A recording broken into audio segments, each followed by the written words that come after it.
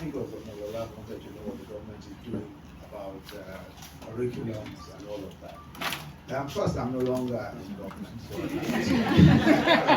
cannot speak for government. But let me say that many do not understand that basic education, primary education, and secondary education is actually the business of state governments and not the federal government. So that's what the Constitution prescribes, and that's how it works. So many times when people ask the federal government, so why do you have 10.3 million children out of school? The federal government's response really is that we have only 100 secondary schools, have no primary school. Federal government has no primary school. It has about 100 across the country, all secondary schools, called unity schools. Every other primary or secondary school is actually owned by the state or private people within the state. And that's the nature of a federation. That's how federations work, where you have individual states and all of that. Now, what the federal government can do and what it tries to do is to prescribe standards as much as possible. So the prescription of standards, just saying, this is what we think you ought to do in terms of standards. And to a very good extent, there's been a lot of work that's been done on STEM education, but in the case of the federal government of Nigeria, we describe it as STEAM, including the arts, so then it becomes STEAM as opposed to STEM.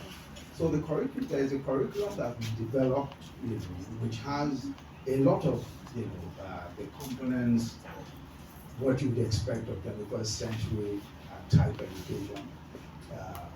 Digital technology, of course, is an important part of it. The general STEAM education is the most important part of it.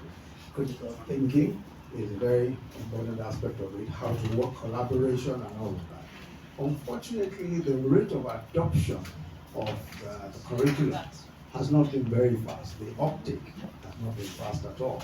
Because again, it depends on the individual states, individual communities, and all that. So the uptake hasn't been.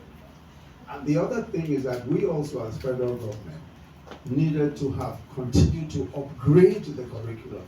That has been extremely slow. And that's just the nature of bureaucracy, very, very slow. So there's so many new things that are going on in education across the world. So many new things that are even being developed locally that haven't been incorporated into our thinking through a curriculum and developing the curriculum. And I suspect that what we'll eventually find is that whatever it is that governments are doing in terms of shaping a curriculum will be overtaken by innovation, will be overtaken by the work that individuals like themselves are doing.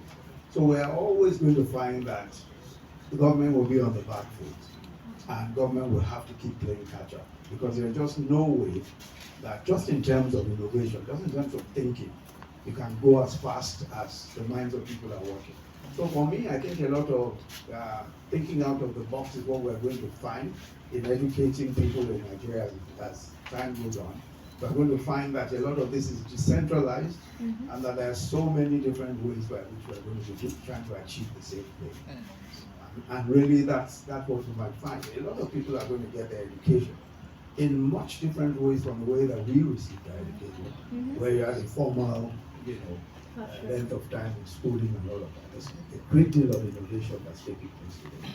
So that's my quick response to that. Then Caleb wanted to know my thoughts on homeschooling, especially